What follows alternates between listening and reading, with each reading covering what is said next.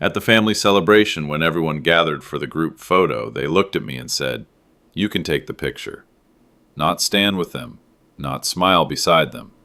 Just hold the camera." The words were light, spoken with casual laughter, but they cut like glass. Around him, children adjusted their clothes, wives straightened ties. Relatives leaned into one another as though to prove their closeness. The air filled with warmth, joy, and unity, all except where he stood. He was outside of the circle, hands gripping the camera, heart pounding as if every beat reminded him of the cold truth. They wanted the photo without him. He lifted the camera and forced his hands to be steady. Through the lens, he saw their smiles, wide, glowing, perfect. Faces pressed together as if they had always belonged in the same frame. But behind the lens, his chest tightened. Each flash of the camera wasn't just capturing their joy, it was erasing him. In the picture that would hang on walls and sit in photo albums, he would not exist. He would be the invisible hand that froze their happiness in time, but not the man allowed to share in it. Laughter spilled across the room as they thanked him, as if asking him to exclude himself was a favor he should be proud to give. No one noticed the way his shoulders sagged, the way his eyes lingered on the frame as though he were trying to place himself there in imagination. No one noticed the silence that wrapped around him tighter than the festive music in the background. He handed the camera back with a faint smile that cost him more than any word he might have spoken. They went on, flipping through the photo instantly, admiring their faces, their joy, their togetherness. Not one person asked why he wasn't in it. Not one suggested another shot with him included. For them, the family picture was complete. For him, it was a sentence. "You are not part of us." He stepped back into the corner of the room, his breath shallow. The decorations shimmered. The lights sparkled. The smell of food lingered sweetly in the air, but to him, it all felt hollow, like a stage where he had been pushed into the wings while others played their roles. He was present, but unnecessary. And in that moment, something broke inside him. Not loudly, not violently, but with the quiet snap of a rope worn too thin after years of strain. It was not just about a photo. It was about everything the photo represented. Belonging denied, recognition stripped away, legacy ignored. They had asked him to take the picture, not be in it. And yet he knew, though they had cast him into the shadows, one day his name, his presence, would stand in a frame they could never erase. Friends, let's pause here for a moment. Write in the comments, where are you listening from? Has something like this ever happened in your life? Don't forget to subscribe and share this video. That's how you help us grow this channel. And now, we continue. He stood a few steps away as the family laughed, shifting closer together to fit inside the frame of the photograph he had just taken. Their smiles lingered even after the flash was gone, as though they had captured not only an image, but a memory that excluded him entirely. He watched them lean into each other, adjusting hair, patting shoulders, complimenting how well they looked, as if the absence of one man, his absence, made the picture perfect. To them, he was not missing. He was unnecessary. From where he stood, half in shadow, the scene resembled a painting he could never enter. The warmth of their closeness was visible, tangible even, yet it stopped just short of where he was. The air around him felt colder, heavier, as though the light itself had chosen sides. He realized then that he had become an outsider in the very space he had once built, the very circle he had worked all his life to protect. He was not the father who had carried them through winters, nor the man who had sacrificed his own wants so they could thrive. He was just the one holding the camera. The bitter irony pressed against him. Years ago, he had dreamed of capturing family photographs to preserve their love, to hold on to fleeting moments of joy. He had bought a camera, even when money was scarce, just so his children could remember the smiles of their youth. He had believed that photographs told stories, and now, standing in the corner, he realized the story this photo told was that he was invisible, erased from the very narrative he had helped write. The laughter stung. It wasn't cruel in intention, but it was cruel in truth. Their voices rose easily, carelessly, without any awareness of what they had done. He saw them glance at the photo together, their faces glowing with pride. They were a family, complete without him. He felt a strange hollowness inside, as though he were watching his own life from a distance, like a stranger peering through a window. For a moment, his eyes fell on his daughter. She was radiant, her smile wide, her husband's arm around her shoulders. She looked proud of the life she had built, proud of the family she had created. And yet, in that pride, there was no room left for him. He was not part of the story she wanted to show the world. His name, his presence, his sacrifices, all had become inconvenient footnotes. He pressed his hands together to keep them from trembling, the camera strap still dangling against his wrist. How easily they had put him outside the frame. How easily they had taught him, without words, that he was no longer needed, not even for the simple act of belonging. He stood there, in the corner of his own family's celebration, and understood with a clarity that struck like ice. In their eyes, he was no longer father, no longer a figure of importance. He was just the man behind the lens, and that role, once finished, left him nothing more than a shadow at his own table. Inside him, a fire burned, quiet but merciless. He held the camera in his hands, the same tool they had just used to exile him from their memory, and the ache spread through his chest like a wound that would not close. His mind betrayed him with images of another time, another life, when that same object had not been a barrier, but a gift. He remembered the day he had sold his old tools, the ones he had carried through years of labor, to buy a camera for his daughter. She had wanted it so badly, her eyes wide with dreams of capturing the world, of preserving moments. He had placed it in her hands, wrapped simply, but with all the love a father could give, and she had hugged him as though he had given her the stars. That memory had been warm once. Tonight, it cut him like ice. The laughter around him grew louder, careless, but inside he could only hear the echo of that day, the joy on her face, the pride he had felt. He had thought then that maybe she would remember, that maybe someday she would understand the weight of his sacrifice. He had believed that gifts like that were not just objects, but pieces of his soul, handed to his children so they could carry them forward. But now she looked through him, past him, as if his only worth was to press a button. The very gesture that had once made him her hero had been buried under years of indifference, erased until it turned into his humiliation. The ache deepened as he thought of the countless other sacrifices, small and large, that no one ever spoke of. The nights he had gone without sleep so tuition could be paid. The times he had worn patched clothes so they could wear new. The years he had put aside his own hunger for their comfort. Each of those sacrifices had been invisible, forgotten, unphotographed. And tonight he realized they had all dissolved into nothing in their eyes. He glanced down at the camera again, the strap coiled around his wrist like a chain. The silent irony gnawed at him. What once symbolized love now symbolized dismissal. They had reduced him to a tool, just as he had reduced himself so many times for their sake. But tonight, the difference was unbearable. He had chosen sacrifice before. Now they demanded erasure. The man, his chest tightened. He did not want to weep. Not here, not in front of them. But the weight of being unseen crushed him, until even breathing felt like a task. He told himself to stay still, to endure as he always had. Yet in the silence of his heart, the ache roared louder than any insult. It told him the truth he did not want to admit. They had forgotten who he was. And as the photo was passed around the table, their voices rising with delight at the image of a family without him, he realized something far more painful than exclusion. It was not that they had left him out of one picture. It was that, in their hearts, they had already erased him from every picture. The laughter came quietly at first, drifting from behind his back like a cruel breeze.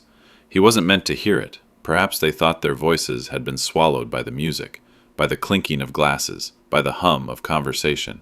But the words slipped through, sharp as knives. He looks better behind the camera than in front of it. They thought it was harmless, a joke tossed carelessly into the air. Yet the sound of their laughter was heavier than any insult ever thrown at him openly. He felt it land deep, right in the place where pride once lived, splitting it apart. His heart clenched, not from anger, but from the familiar sting of being dismissed, of being made into less than human, useful only when hidden, appreciated only when silent. He stood frozen, his hands tightening around the strap of the camera, nails pressing into the worn fabric until they hurt. His back remained straight, his face impassive, but inside the bitterness surged. They did not see him. They had not seen him for years, and now even his image was deemed unworthy of a place beside theirs. He was not just forgotten, he was ridiculed. Memories flooded him without mercy. He saw himself younger, sitting at the edge of her school auditorium, clapping louder than anyone as his daughter stood on stage. He remembered how proud he had been, how his eyes had brimmed with tears, though he had hidden them behind his calloused hands. That pride had been so real, so raw, and yet tonight she laughed while he stood in the shadows. He thought of the birthday parties he had organized with his last bit of savings, of gifts that came from sacrifice rather than abundance. He had always wanted her to feel included, cherished, celebrated, and now, standing here, he realized he had never asked for the same in return. He had assumed it would come naturally. The ache twisted deeper when he heard the ripple of agreement, another laugh, a whispered reply, the kind of careless banter that leaves scars no one else can see. To them, it was nothing.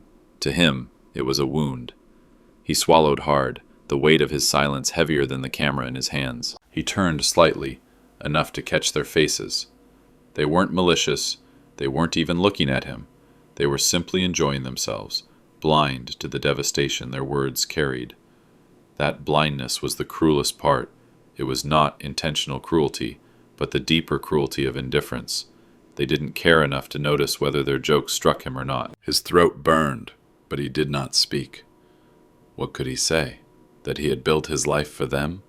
That he had given every ounce of strength to ensure they would one day smile in photos without worry or want?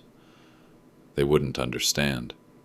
They would dismiss his words as easily as they dismissed his presence. So he remained silent, standing just outside the circle of their laughter, his heart torn open, yet again. The bitterness that lodged itself in his chest did not roar. It whispered, slowly, like an echo.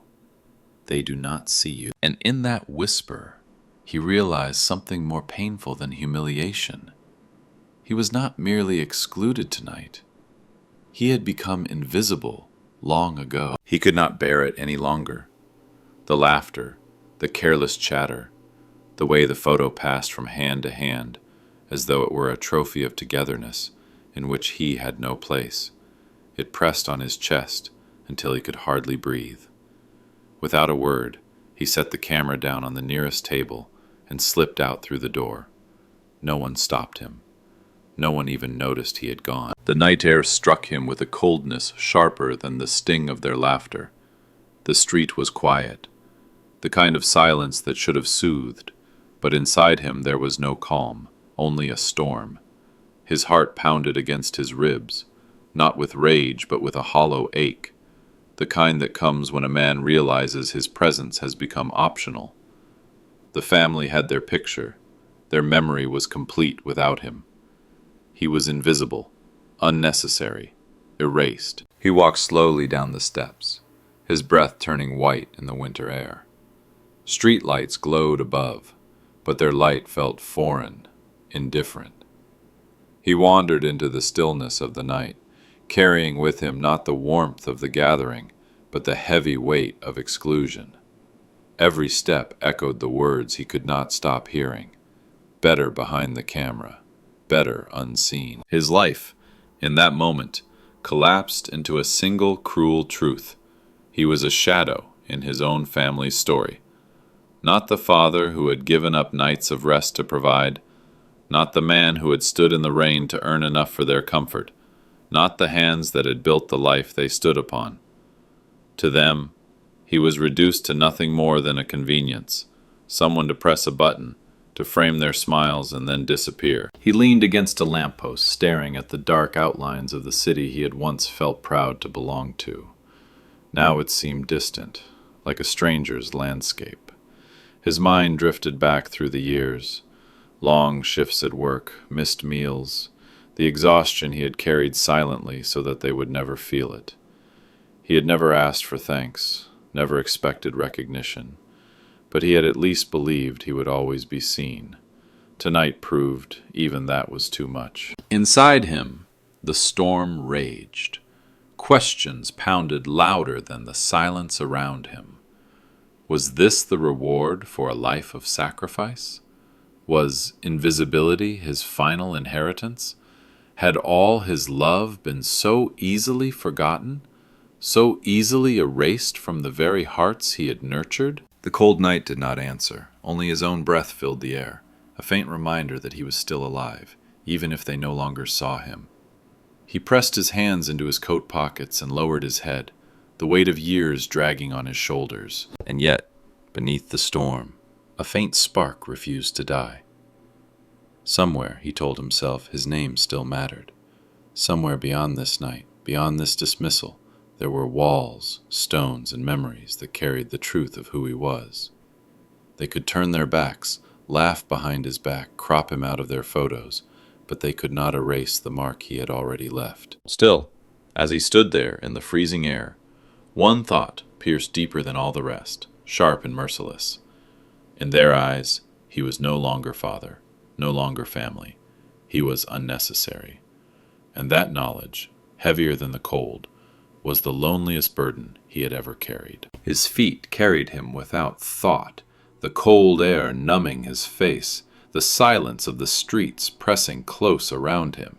He walked past storefronts already darkened for the night, past glowing windows where other families gathered, their laughter muffled behind glass. Each sound was another reminder of the place he had just left, not only the house, but the role he had been forced into. He had been there, yet not truly present, a man dismissed, erased. But then his steps slowed.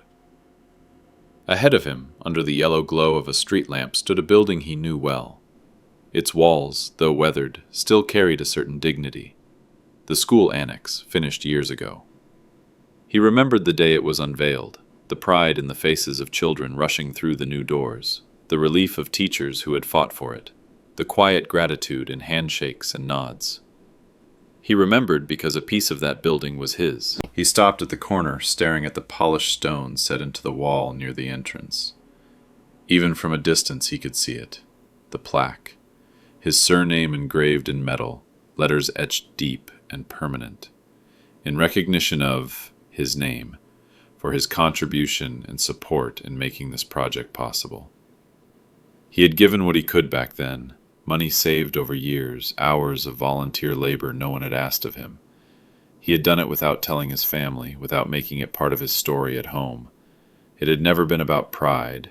It had been about giving children a better place than the cracked halls where his own daughter had once studied. And now, in the quiet of the night, he stood in front of it, the weight of his own invisibility pressing against the undeniable truth written in stone.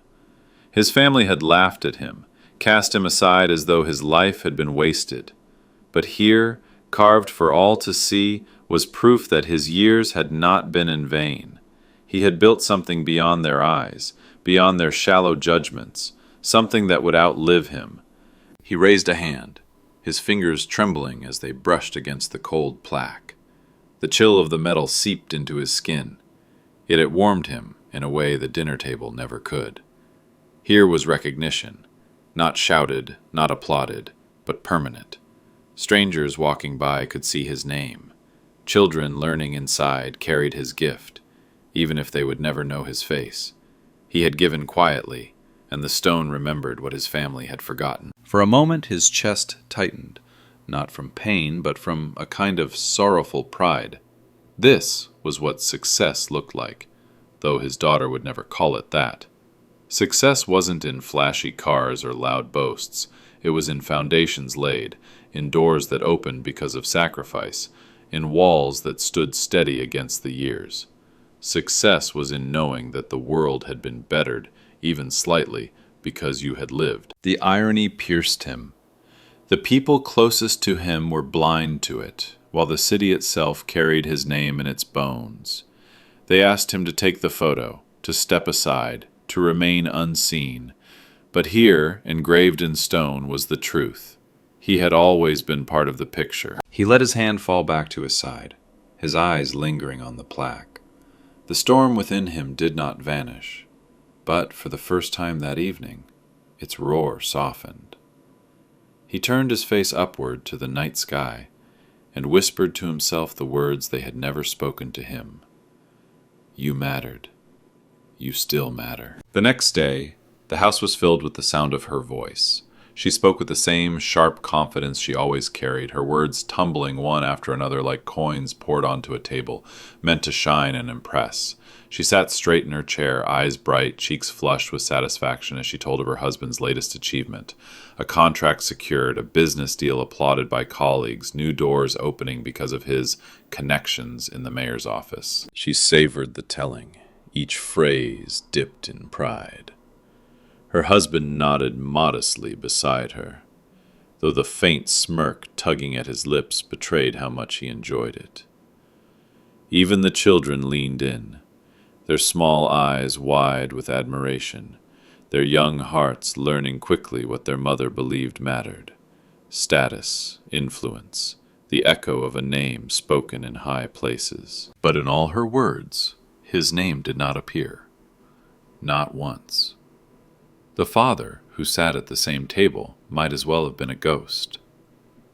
She never spoke of his nights without sleep, of his hands cracked and bloodied to keep the lights burning in their home, of the quiet donations and hours of labor that had built things lasting and real.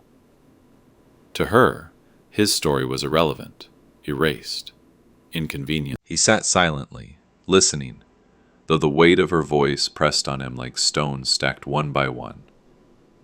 Every boast about her husband was a reminder of the emptiness she had left where his name should have lived. She built her pride upon another man's influence, while her father, who had given her the ground beneath her feet, was invisible at the very same table. He remembered how once, long ago, she had clung to his hand when he walked her into her first day of school. He remembered the way she had looked back at him from the doorway, nervous but trusting, certain that he was her shield against the world.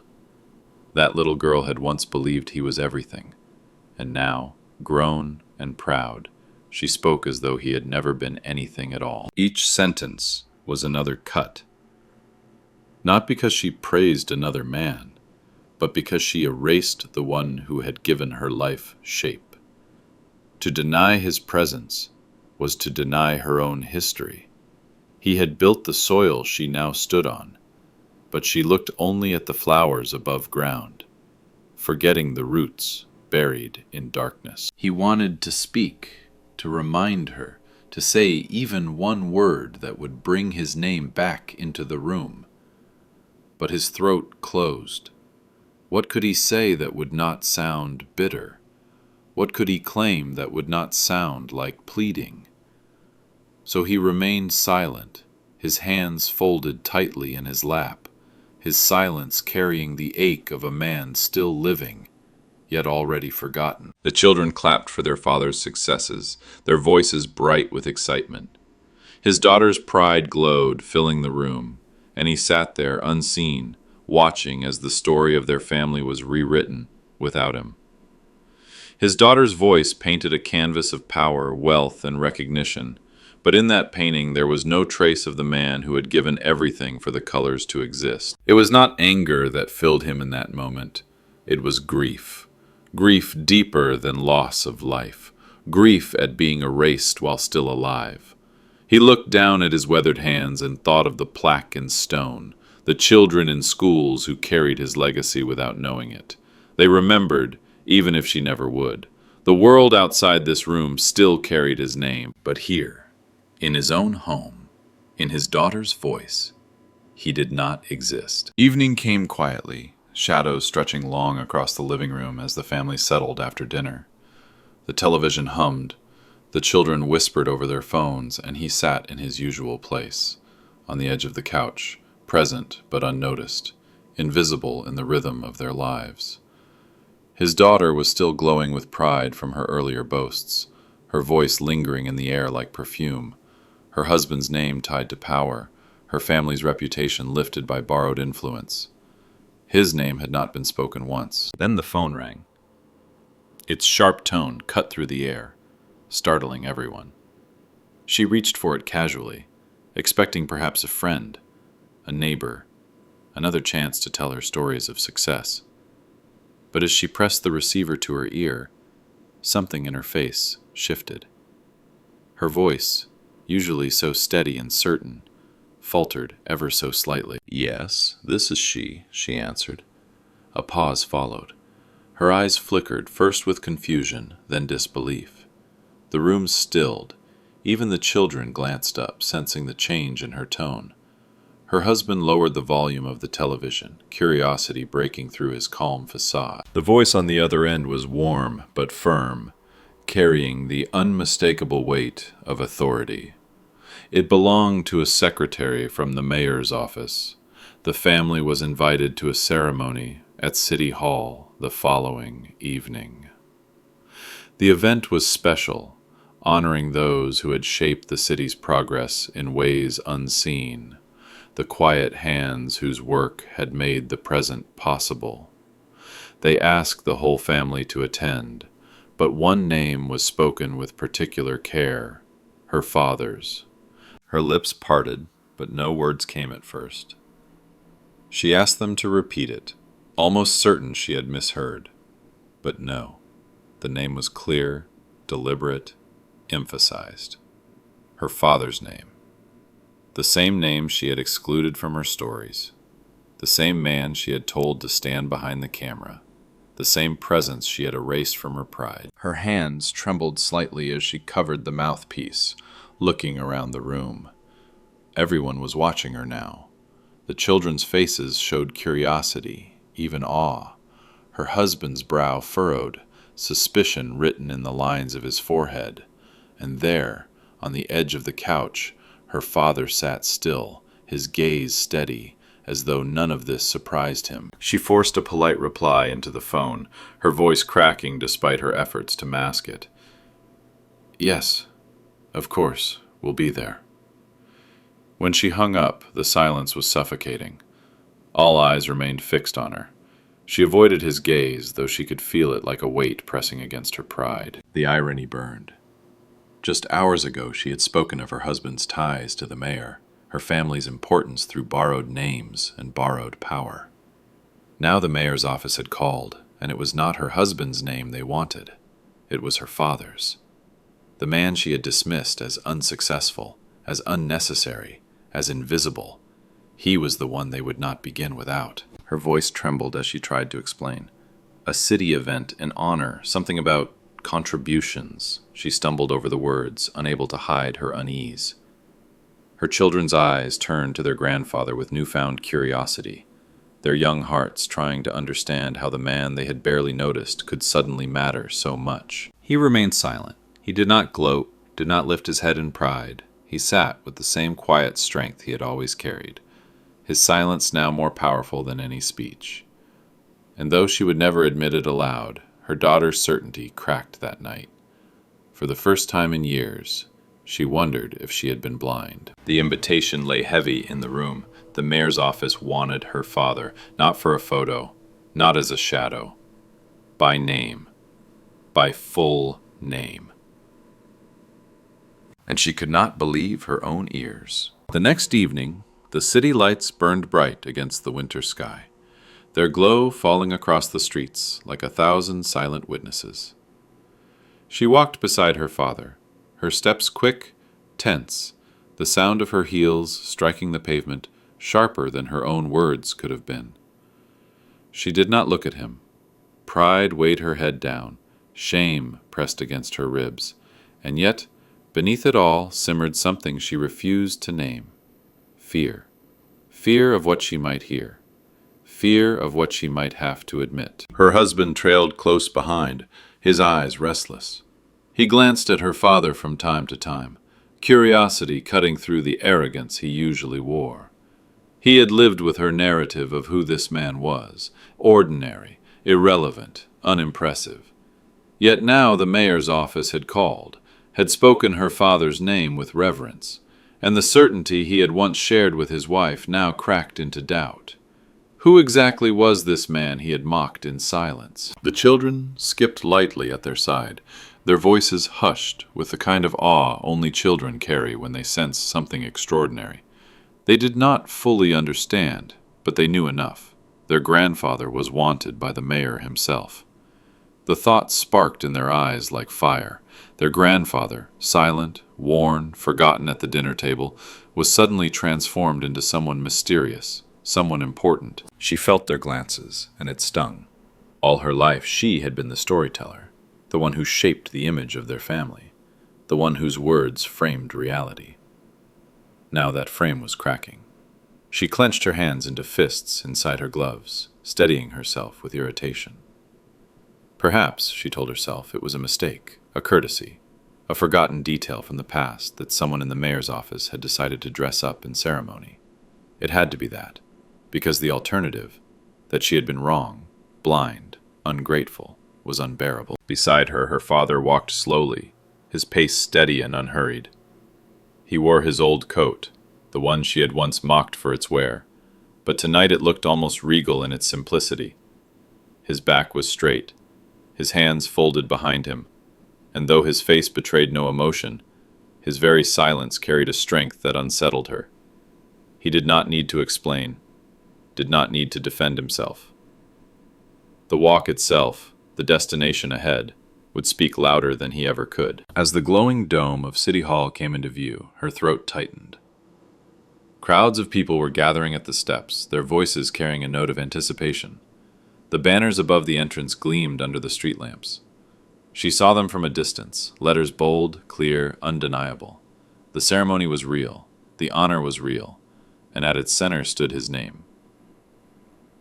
Her steps faltered, just for a moment, and she felt the weight of her children's eyes on her. They looked not at her, but at him, their grandfather, the man they had barely noticed until now. In their gaze was the spark of a truth she had worked so hard to bury. Her father was not a shadow. He was the story she had refused to tell. She tightened her jaw and forced her legs to move, walking beside him, though every step felt heavier than the last. The closer they came to the hall, the more her pride crumbled. She could hear the whispers, the murmurs of strangers who already knew his name, who spoke it with respect she had never given. And still, he said nothing. His silence was unbearable. It told her everything she did not want to face, that he did not need her validation, that he had lived a life larger than her judgment, deeper than her dismissal, that her irritation, her doubt, her pride, all of it was small compared to the truth written on the walls ahead. When they reached the foot of the steps, he paused. The doors of the hall loomed above them, lit as though the entire city were waiting. He looked up, steady, calm, unhurried. She stood beside him, her chest tight, her thoughts in chaos. Behind her, her husband's eyes narrowed with unease, and her children stared upward in awe. And in that moment, she felt it, the first crack of collapse. For years she had thought of him as a simple man, ordinary and unremarkable. But tonight, with the city hall before them and the mayor waiting inside, even she could no longer pretend. The doors of the city hall opened, and the sound hit them like a wave. Applause, thunderous, rolling, unrestrained, echoed through the grand chamber. The ceiling soared above them, crystal chandeliers scattering light across polished marble, and the hall pulsed with life. Rows upon rows of chairs were filled with faces turned toward the stage, anticipation burning in their eyes. The banners above the dais caught the light, the letters shining proudly, carved large enough for all to see. Honor and gratitude to his full name, for his contribution to the growth of the city. Her breath caught. For a moment she thought she had misread, that her eyes betrayed her. But the letters did not vanish. They stood firm, permanent, undeniable. His name, the very name she had diminished at her own table, hung high above the stage, etched larger than life. The applause grew louder still, filling every corner of the room, until it seemed the walls themselves shook with recognition. She turned pale, her body stiff in her chair. The voices around her praised him, strangers leaning in to speak of his generosity, his quiet acts of service, his name spoken with reverence she had never once given him. And with every cheer, every clap, the blood drained from her face. For years she had believed her father to be small, unremarkable, invisible. Now, in front of a hall packed with witnesses, the truth unfolded. He had always been greater than she imagined, greater than she allowed herself to admit. Her children, sitting wide-eyed beside her, clapped with enthusiasm, their faces bright with pride. They looked to their grandfather with a wonder they had never shown before, whispering his name as though it carried new meaning. Even her husband, usually so composed, shifted uncomfortably in his seat, his eyes darting from the banner to the old man sitting silently in the back row. The weight of the moment pressed against him too, heavy and undeniable. But the old man himself did not move. He sat with his back straight, his hands resting calmly in his lap. His coat was the same worn one he had worn on the street, his shoes still scuffed, his posture quiet. He did not rise to meet the applause, did not reach for the stage, did not bask in the light of the chandeliers. He let it come to him, the recognition, the gratitude, the justice. His silence was steady, his humility stronger than the roar of the crowd. She stole a glance at him, her throat dry. How could she reconcile this image with the words she had thrown at him, with the cold dismissal that had reduced him to nothing more than a shadow holding a camera? Every clap in the hall felt like a slap against her pride. Each repetition of his name another nail in the coffin of her judgment. The principal of the ceremony stepped onto the stage and lifted his voice. He spoke of the man who had given without asking, who had built without demanding recognition, whose quiet contributions had held up projects that now defined the city. He told of schools restored, parks renewed, shelters funded, all tied to the name on the banner, her father's name. The words wrapped around the hall like a hymn, echoing louder than her denial, piercing deeper than her pride. The applause erupted once more, this time even stronger, as if the entire city rose to its feet in gratitude. She could not clap. Her hands lay still in her lap, trembling. Her heart raced, her face burned with shame, and her eyes refused to meet his. The truth was undeniable. Her father had never been the man she painted him to be. He was not the nobody behind the lens. He was the quiet architect of legacies she had never cared to see. And for the first time she wished the floor beneath her chair would open and swallow her whole. The room hushed as the mayor himself stepped forward. His presence carried the weight of authority, his steps slow, deliberate, echoing against the marble floor until even the restless whispers faded. He placed both hands on the podium and looked over the hall, his gaze sweeping across the crowd as though searching for someone specific.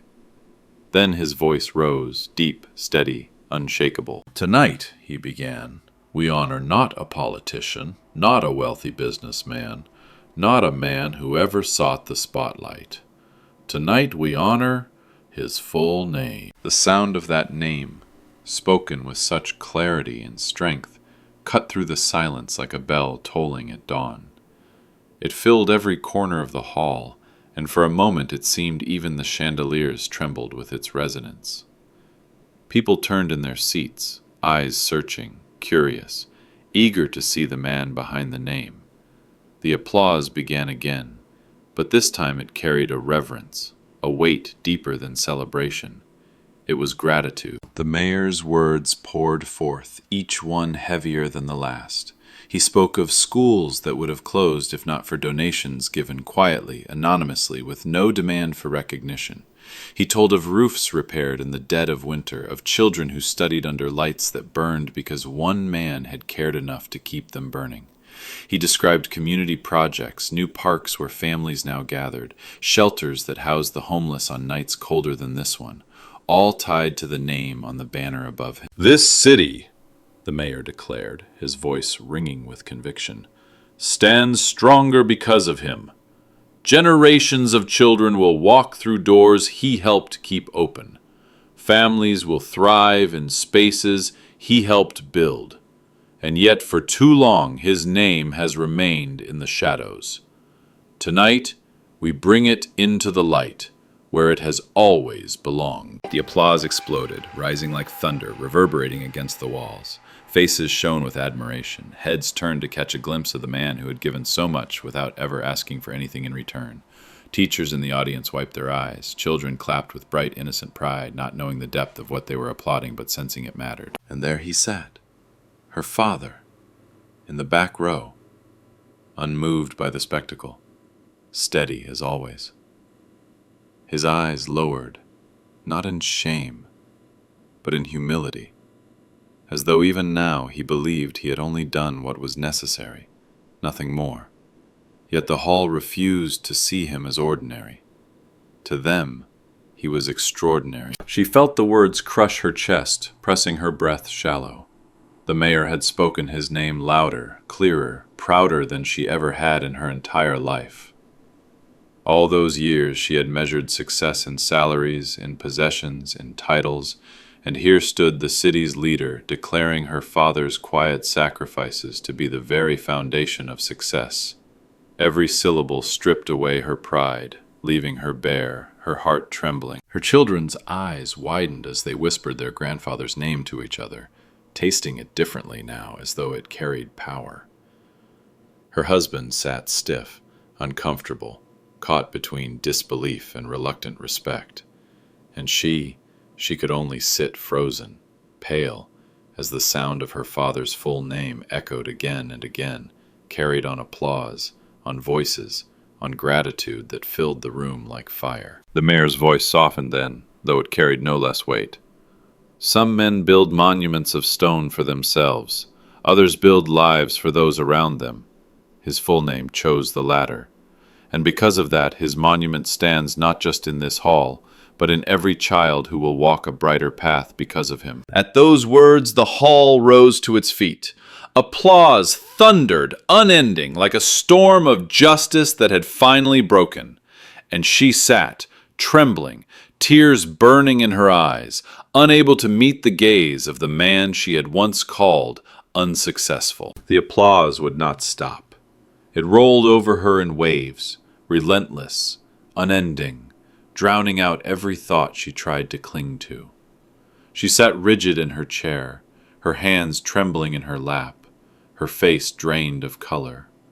And then it struck her, the word she had whispered to herself so many times, the word she had allowed to define him in her mind. Failure, unsuccessful. That word now rose up like a curse, not against him, but against her. It echoed inside her skull, turning into poison, burning through her pride, until all that remained was shame. She had believed it so easily. She had looked at his worn coat, his quiet silence, his modest life, and decided that he was small.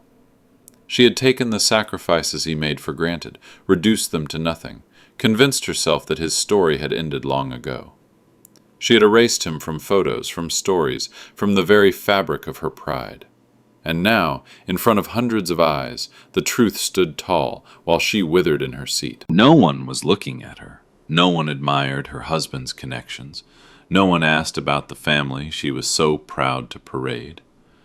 The children at her side leaned forward in their seats, their eyes wide not at her, not at the man she praised at the dinner table, but at the grandfather they had overlooked.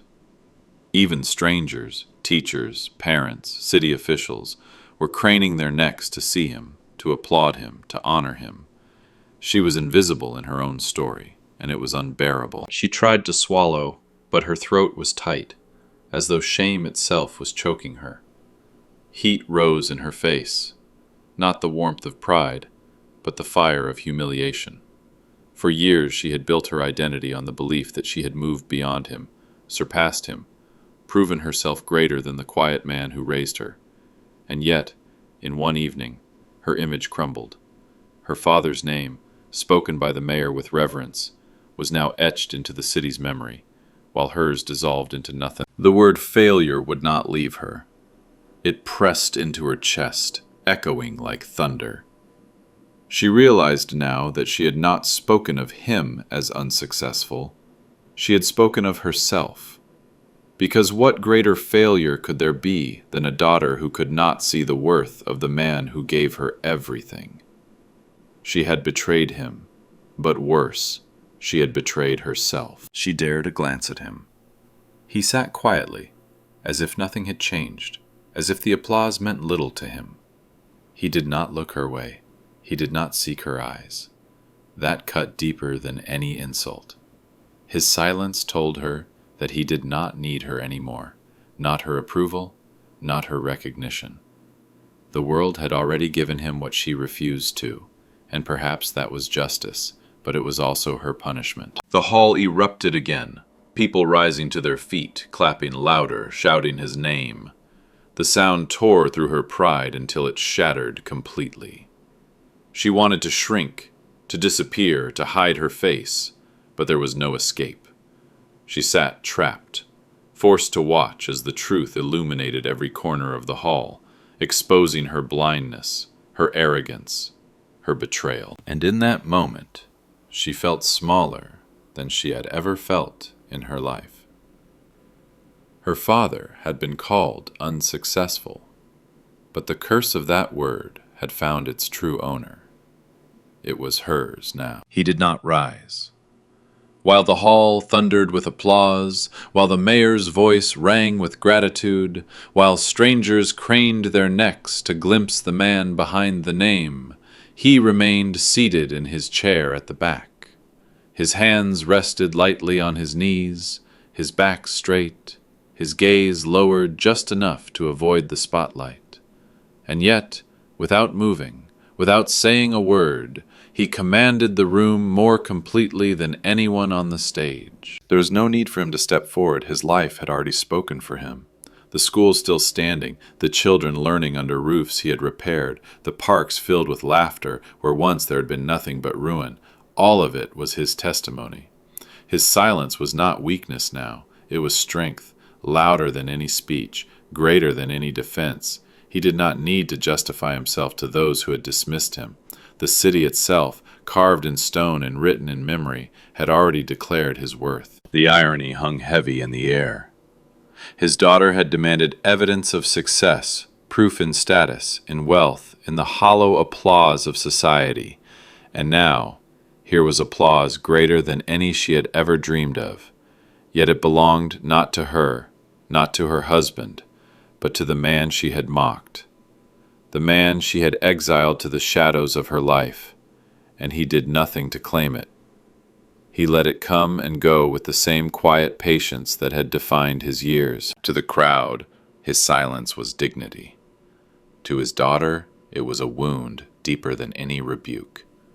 For she longed for him to turn, to look at her, to say something, anything, that would bridge the abyss she had created. But he did not. He sat unmoving, as if to remind her that no apology could undo years of blindness. He did not need her recognition. He never had. The building itself seemed to speak for him. His name, carved in banners, echoed in the mayor's words, glowed beneath the lights, filled the air. It was inescapable. Every beam of the hall, every cheer from the audience, whispered the truth she had tried to bury. This man had mattered. He had built, he had given, he had left his mark, not with grand speeches or wealth, but with sacrifice so quiet that only now did the world finally pause to hear it. He did not gloat, he did not smirk, he did not savor her humiliation. That was not who he was. He simply sat still, calm in the storm. His silence an indictment sharper than anger. Justice had come, but not dressed in fury. It had come in the applause of a city, in the respect of strangers, in the weight of a name carried farther than she had ever imagined. For his daughter, every second of his stillness was unbearable. She wished he would shout, scold, even condemn her. Anything would have been easier than this calm, unshakable silence that told her the truth more clearly than words ever could. He had never needed her acknowledgement, and now, with the whole city standing, she was the one who needed his. But he did not look at her. He looked ahead, his face serene, as though the honor were not his alone, but belonged to everyone who had benefited from his hidden labor. And in that serenity, he became untouchable, beyond her words, beyond her pride, beyond her betrayal. The hall erupted again in applause, louder than before, and he remained seated, a man at peace, his silence heavier than thunder. Her eyes burned as she stared at the stage, but not from pride, not from joy. Shame pressed against her like a weight too heavy to carry. She understood now with brutal clarity. She had betrayed him. Not only his memory, not only his years of sacrifice, but herself. By mocking him, by reducing him to a shadow, she had cut away the better part of her own soul. The applause still echoed. The mayor's words lingered. His full name rang through the hall with dignity. That name, her name too, stood taller than wealth, taller than the shallow power her husband chased, taller than the false pride she had wrapped around herself. She realized now how small she had made her life, worshipping appearances, while the truth had been sitting across from her at every dinner table. A man who had given without asking, built without boasting, endured without demanding recognition. Her husband's status suddenly seemed hollow. His connections, his business, his polite smirks, all of it was nothing compared to the honor that filled this hall. Money could vanish, power could shift, but the respect in the mayor's voice, the gratitude in the eyes of strangers, the permanence of her father's name, that would outlive them all. Tears blurred her vision. She tried to hold them back, but they fell anyway. Each drop a confession her pride could not speak. She dared to look at him. He remained still, calm, as though none of this was surprising. His silence was unshakable, his dignity untouchable. And in that silence, she saw herself for what she had become: blind, selfish, ungrateful. For the first time, she wished the whole world would stop looking at him, because every gaze that honored him only reflected her betrayal. When the doors of the hall finally opened and the crowd spilled into the night, he walked slowly down the wide stone steps, his coat pulled close against the chill. But the air no longer felt cold. It hummed with something else, something warmer, heavier, undeniable: respect. People turned their heads as he passed. Some nodded quietly as if greeting someone greater than themselves. Others pressed his hand in thanks. Children, restless after the long ceremony, tugged at their parents' sleeves and whispered his name. And the parents, without hesitation, repeated it with reverence, their voices carrying into the night like a blessing. He did not raise his chin, did not linger in the glow of admiration. He moved as he always had, steady, humble, without demand. But everything around him had changed. Where once he had been invisible, he was now unmistakable. His name, etched in banners and spoken in applause, lived in the air itself, as though the city would not let it fade. Behind him, his daughter followed, her steps unsteady. Hours earlier, she had seen him as nothing more than a shadow, a man to hold a camera while others smiled for the picture. Now, she could no longer deny what stood before her. The photographer, the man she had mocked in silence, was gone. In his place stood someone immeasurable, someone carved into the foundation of a city, someone whose legacy would endure long after their laughter had faded. She looked at him and felt her chest tighten, not because of who he was now, but because of who he had always been, and how blind she had been to it. Her husband walked in silence, his face pale, his confidence fractured. The children clung to their coats, their eyes bright with wonder as they stared at their grandfather. They whispered questions she could not answer. How did he do it? Why didn't you tell us? Why didn't we know? Their voices burned against her shame, each question heavier than the last. He stopped at the bottom of the steps, just for a moment, and looked out at the city. The light shimmered across rooftops, down streets, into windows. It was a city he had helped to build, a city that now carried his name in places unseen and seen, in plaques, in memories, in the quiet gratitude of strangers. He breathed deeply, and for the first time in years, the air felt light. For him, there was no need for anger, no need for correction. Justice had arrived, without fury, without accusation. His silence had been enough. The city had spoken for him. The truth had unveiled itself without him raising his voice, and that truth could never again be hidden. His daughter looked at him then, really looked, and for the first time in her life, she saw him not as an old man fading into irrelevance, not as the one left out of photos, but as the man whose story would outlast them all. His legacy was not in the fleeting images they hung on walls. It was in the hearts of people he had touched, in the lives he had changed, in the city that would forever remember his name. She wept quietly, though he did not see. Or perhaps he did, and chose not to turn. His dignity was beyond her tears now. He had already forgiven in silence, already moved beyond the need for her words. As he stepped forward into the night, the crowd parted instinctively, giving him space, giving him honor. People whispered his name again, softly, as though carrying it with them into their homes, into their futures. His steps were slow, but they were eternal. Each one carried the weight of a life that could no longer be erased. And so, the man once told to stand behind the camera walked out into the world, no longer unseen. He left not just as a father, not just as a man, but as a legacy. His name, spoken aloud, written in stone, engraved in memory, would remain long after the voices of betrayal had faded into silence. No laughter, no dismissal, no betrayal could undo it now. The photograph they had once wanted without him would gather dust, forgotten. But his name, his true image, was already immortal.